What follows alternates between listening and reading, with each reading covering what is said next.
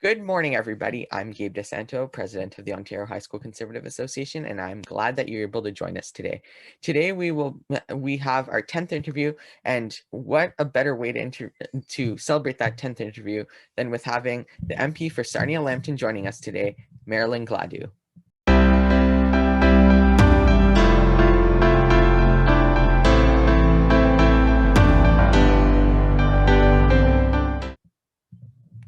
Marilyn is a professional engineer who spent many years working for many companies, including Dow Chemical and Suncor Energy. She was elected to be the MP for Sarnia Lambton in 2015. She held on in 2015 and won the seat of Sarnia Lambton and has served her community extremely well since then. She has won the MacLean's Award of Most Collegial Parliamentarian a couple times already, multiple times, and as her time as MP in her 5 and a bit years, and she has served in the shadow cabinet under Andrew Scheer and Erin O'Toole. She's currently the shadow minister for FedDev Southern Ontario in the Privy Council Critic. Thank you, Marilyn, for joining us today. Hey, thanks so much for having me. Great to be here. We are glad to have you today. And we always like to start off with a question and answer session. And all these questions are asked by our high school members in our great high schools across Ontario and across Canada. So the first question comes from the OHSCA team, and they ask, what has been your favorite experience in your 5+ years of being in Parliament and being an MP? Well, there's been a lot of honors over that time. I've met a lot of famous people, and of course, being in Parliament, walking down those hallways that look like Hogwarts is kind of an honor. But I think the most important thing is helping people and having an impact on the country. Introducing my private member's bill on palliative care that will change, thousands, if not millions, of lives in Canada was a real achievement. Well, we have paid attention to your career. Obviously, we like to watch what our Conservative MPs are doing, and we've seen your website and your great your achievements that you put on there. And you're a great MP. You serve Sarnia Lambton well. You're right in there in the community, and you do. I know right now during COVID, it's really hard to sort of be out in the community, like be going to all the stores and store openings, and like going and marching in parades and doing meet and greets at 5 different restaurants a night and all that. But you're doing as best as you can, as everybody is. And I think that it's great that we have MPs like yourself that are doing good things for the community and serving their community well. Well, I've got a great community to serve. Sarnia Lambton has been very generous, and everyone has worked very hard to, try to exit this pandemic and to try to help one another. So they're a great bunch to lead. They inspire me. So question 2 is from Jaireet, and he's in Brampton, and he asks, what do you think is the best way to deal with China and their growing economy? We know that Erin O'Toole has a strong stance on China and their growing economy and their environment and everything. What do you think is the best way to deal with them and what they're doing in our world and their overall presence on the world stage? Well, it's an important question because the reality is that we do a lot of trade with China right now, and we're quite dependent on them. And we've seen from the actions that they've taken in the last year, even with the two Michaels being imprisoned, with the tariffs and the punishment of Canadian trade, grains and various agricultural products, and a lot of the hacking that has happened into our government systems, the concern about Huawei. These are not our allies. And so we need to make plans to diversify our trade so we're not so dependent on China.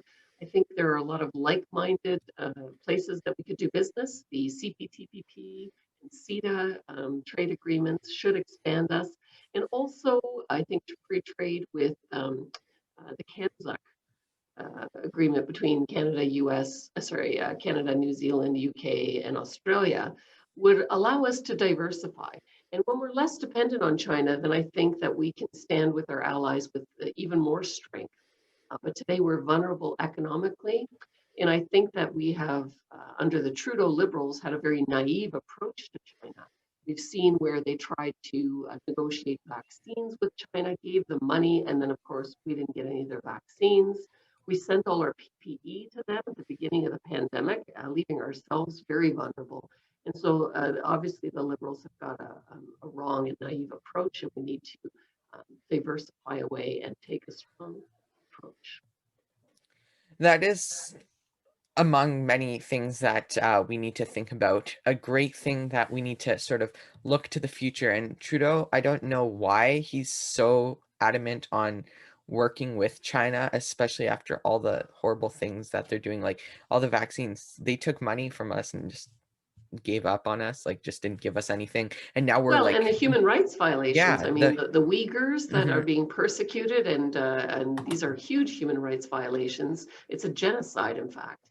And we know that what they're doing to the people of Hong Kong, they're going back on their word to keep them as a Western democracy and coming against, their rights and freedoms as well. Well, even your colleague, Michael Chong, they put sanctions on him just because he's speaking out against them. And it's just something to really look at and think of, what is China doing in this world. And when we talked with Julius Tangson a while back, we talked about their agreement of joining the World Trade Organization and how that was just on an assumption, and they haven't met those needs on fixing up their act and changing it up. And we really need to take caution to their country and their growing economy and how it impacts us. It impacts the US, it impacts our allies, and it impacts our whole world and our environment too, and everything that about that. And I think we need to be clear, that it's the Chinese government, that it's not our ally. Mhm. We have a lot of Chinese people that have come to Canada and helped build our country. And there are many Chinese people that are being persecuted in their own country. So it's really the Chinese government that is a huge threat, not just to Canada, but to the world. Well, we see nowadays with the rise in hate crimes, and it's so saddening to see that because of the problems that their government brings forward, and their government has people are just targeting people wrongfully, and it's just so sad. We, like you said, we have so many great people from BC to the east and in the Maritimes, and there's a lot in Ontario, a lot of great Chinese immigrants that have come to Canada to make a better lives for themselves, among many other people who have come to Canada to make a better life for themselves. And Well, for sure. And yeah, in Canada, there's no place for hate of anybody. mhm. I mean, we're a multicultural society, and we really have to do everything we can to combat, the intolerance and hate and the increasing crimes against people of various ethnic descents. Yeah. And that is really something we need to think about. We need to think it's their government, it's not them. These people are just like us, that they're walking and talking, working with us. And we just need to really look at the bigger picture and think of things that way and deal with who needs to be dealt with, the government, and that is who needs to be dealt with. So the next question is, we have a little background on it, and this question comes from Jack. And since you're a former chair on the status of women in Parliament, and you've taken a big, you've also worked on this a lot. What do you think women can, what role do you think women can play in the CPC going forward, whether we form government or stay in opposition, or however we go forward? And how can the CPC appeal to more women voters? Well, the good news is that the CPC already has lots of strong women in the party. I mean, myself included, but our deputy leader, Candice Bergen, Michelle Rumpel has been doing an awesome job, litigating the government on the health file with the vaccine failures. And we've had others, Lisa Ray, there's many, many strong women in the party. And I think in order to get more women attracted to the party, we need to pay attention to the issues that are facing women in Canada today. We know that violence against women and girls is rampant. 1 in 3 will experience it in their lifetime. We know that women were disproportionately impacted by the COVID pandemic. We know that there continue to be issues in the military. Sexual misconduct is something that we're litigating right now on committee. And so, what do women in Canada want? Well, they want a balance of fiscal responsibility and social compassion. Social justice issues are important to women. Climate change is an important topic for especially young women. And these are the things that we need to take a principled position on in order to see more women in the party. I think having more women and having young women like Raquel Dancho, for example, will automatically attract women to the party. And the CPC is a welcoming place for women to, on merit, take leadership positions. Well, I think back to the convention a couple weeks ago, and on I think it was on the second last day or the very last day when there was a panel of Leslyn Lewis was heading it, another great woman who's going to be joining, who's part of our party, and she's going to be in Parliament really soon. We hope with if there's an election coming soon, she's going to take over the place of the great Diane Finley and take over and serve the residents of Haldeman Norfolk well. And Michelle Rempel was there, Raquel Doncho. I'm not quite sure who else was there. I think Rachel Harder was there as well. And that was a Yeah. great panel. That was one of my favorite panels in the convention. I was watching it and I just thought, what a great group of people we have in the Conservative Party, and we have lots more joining, like Melissa Landsman. She's that announcement of her running in Thornhill, taking over Peter Kent in Thornhill.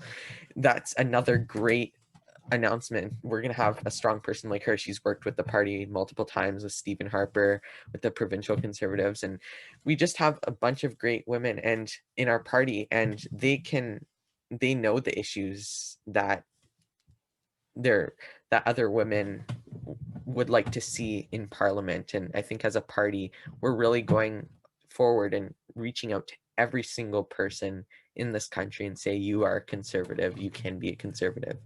I think it's true. And I met Leslyn when I ran for the leadership, and we formed like an instant friendship. She's an amazing person. And Melissa Landsman as well interviewed me, and I'm so pleased to see her win her nomination. And I know she's going to make a great MP as well. And we also have, as executive director of the party, Janet Dory, and heading our ground campaign, Tanis Drysdale. So everywhere in the party today, you can just see that, there's strong and powerful women, and we're bringing more powerful and strong women into the party. Well, you mentioned as well about bringing them in on merit, and that is something just to remember that is so, so true. I mean, Justin Well, it's a Trudeau, contrast to yeah, Justin Trudeau. I yeah, mean, he's it's, a fake feminist, right? yeah, He put he, women in roles because they were women, not because they had any competency to do that role. And, we see that it's all talk and no action on that side. They just shut down the investigation into sexual misconduct in the military because the prime minister or the defense minister is trying to figure out who's telling the truth. One of them's not. And, we see all the time, they've done nothing on violence against women and girls in 5 years. They haven't even got a national strategy. So it's all talk and, virtue signaling. But on the conservative side, we promote on merit. We are seeing women take leadership positions, and we are addressing the issues that women are facing in Canada. yeah, and I mean, like you said, Justin Trudeau, he wanted that balanced cabinet, and that's fine if they're deserve to be on that cabinet because that portfolio is something that they know about. But then you see him, like you said, being a fake feminist. As soon as somebody speaks out against him, like Selena Caesar Chavez and in Whitby and Jody Wilson-Raybould and Dr. Jane Philpott, he kicked them out. And well, Selena Caesar Chavez left his party, but he kicked out Jody Wilson-Raybould and Jane Philpott because they disagreed with him. Probably two of the most competent ministers in that government at that time. He just kicked And them so out. why And is then, the defense minister still yeah, in his position? That is a exactly. great question. And that's a great question that we need to remember, that we need to look forward to the next election. We need to think, why is somebody like Harjit Sajjan in his position when he deserves to be removed of his portfolio, but somebody like Jody Wilson-Raybould or Jane Philpott, who I'm sure Jane Philpott would have brought us through the pandemic a lot better than Patty Hajdu Oh, is. Jane Philpott was an Yeah, excellent health I'm minister, and sure she worked with me on my palliative care bill. And certainly, as the shadow minister of health, I was looking forward to being there, and I would have done a much better job in the pandemic than our graphic designer, Patty Hajdu, who from the beginning has fumbled the ball. I mean, no border control, and then gave all our PPE away to China, and then flip-flopped on the masks, and delayed the vaccine rollout, and here we are behind the eight ball and behind all other countries.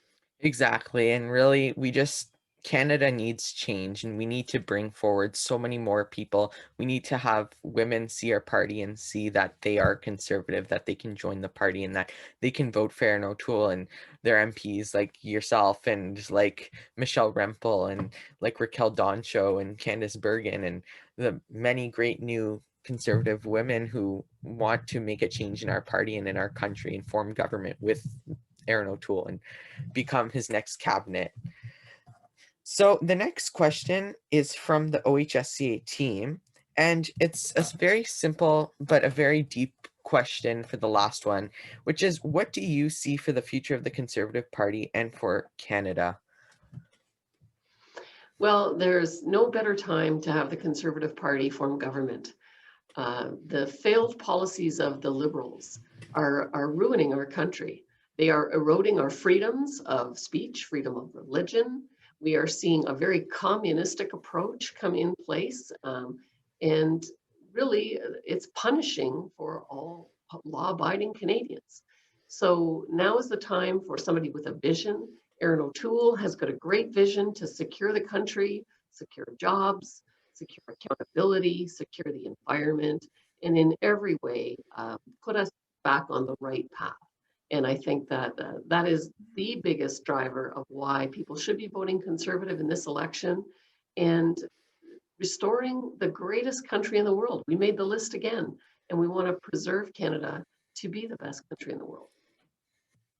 Well, that is, we need to, I mean, Canada's is a great country to live in. We have so many great people that come from so many different walks of life, people that come from, and as you saw our interview with Andrew Scheer recently, we talked about all the people that come from Pakistan and from India and from China, as we were talking before, and people, do they come for Canada because of our winters, like Andrew Scheer said? Maybe, but they come to Canada because they can see they can create a better life for themselves. And like our interview with Julius Tangson and our interview with Jermaine Chambers, who are both people of different backgrounds that came to Canada, and they have built a future for themselves, and they want to be representing their communities in parliament because they understand that Canada is such a great nation, and Justin Trudeau is just putting Canada on the line of that title. I mean, he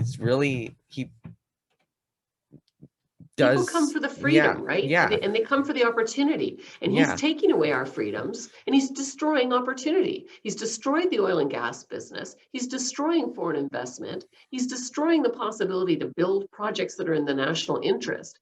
And so he's got to go. yeah. I mean, we need to, like you said, there's no better time to form a conservative government than with Erin O'Toole as leader coming in and just restoring accountability, restoring the environment, restoring our economy in Canada, and making Canada such a better nation once more, as it was before and it will be again. So before we wrap up, we always like to have a casual, friendly chat. We like to speak of young conservatives, how they can get more involved, and what they can do to get more politically active in Canada, and some advice. What would you like to say to them, to more of our members and for other high school conservatives? Well, we need more young people that are passionate about politics. And if you're listening to this on YouTube, then certainly you're taking a great first step. And you can get involved in your local association, figure out which party you want to align to. I would tell you conservative is the way to go, but get involved. And with every election that happens, there are opportunities for you to learn how a campaign works and to get involved in that. And at the local riding associations, you'll learn how policy is made and be able to attend convention. And this is how people get a window into the political world so they can decide for themselves if they want to run in the future to be an MP or an MPP. Well, I mean, there's no better time than now, where there's a budget. Well, at the time of this filming, it's on Monday, so yesterday there was a budget, and there's maybe an election coming soon. We never know with the budget that has come out what will happen in the next couple months, but these next couple months are going to be very vital to the future of Canada and what we will be doing, whether Canadians vote for 4 more years of Justin Trudeau, or if they vote for change, vote for accountability, vote for the environment, vote for our economy, and vote conservative with Erin O'Toole and at the lead, and many great people like yourself joining him in forming government as cabinet ministers and MPs and members and a part of the caucus, and just creating a better government that people can restore faith in and join them in creating a better Canada for ourselves, for the young people such as myself, for our kids, so that we're not unloaded with $1 trillion deficit, having to pay that all off. Erin O'Toole spoke at the convention about having a slow but steady approach of paying off the uh, balancing the budget in 10 years. That's a realistic timeline. He said that he won't do sudden cuts or movements. He's just going to create Canada and make a better Canada once again. Well, absolutely. And I think now's the time. I will take out my crystal ball and tell you that I believe in the budget. There'll probably be a lot of spending and a lot of really lefty leaning policy ideas coming forward. And so Erin O'Toole is the hope for our next prime minister. He is the one that's going to secure the future for Canada. And I'm behind him 100%. Well, let me tell you this, Marilyn. At the time of this premiere, the budget would have been yesterday. So we'll see by the time this premieres how your predictions came out. And if it's right, we'll know that your crystal ball was right. And we need to be ready for a conservative government, and we will be ready. We see the candidates joining up, creating a great team. Some EDAs are getting their candidates ready, and we are going to be ready for an election, and we will form a government, and it will be a great government. I'm looking forward to that. Thanks so much for having me. So thank you, Marilyn, for joining us today. We really appreciate you being with us, and we wish you well in everything that you do in future campaigns, future elections, whether you're sitting in cabinet in the next government, or whether you're just sitting as a member of parliament, or being part of the great government if there's one that forms really soon, or whether it's in a month or 3 months or a year. We don't know. But do you have any other final advice to share with our viewers and our subscribers and our members? Just to say that every one of you can make a difference and help to make the country better. And so for Queen and Country, we go on. Thank you, Marilyn, for joining us today. That is it. We hope you enjoyed today's interview. You can look for more videos and interviews coming soon. Make sure to follow our Twitter, Instagram, and Facebook accounts at Ontario HS Cons. Look at our website at ontariohsconservatives.org and subscribe, like this video, and hit the notification bell so you never miss another video. And we hope to see you all soon. Thank you.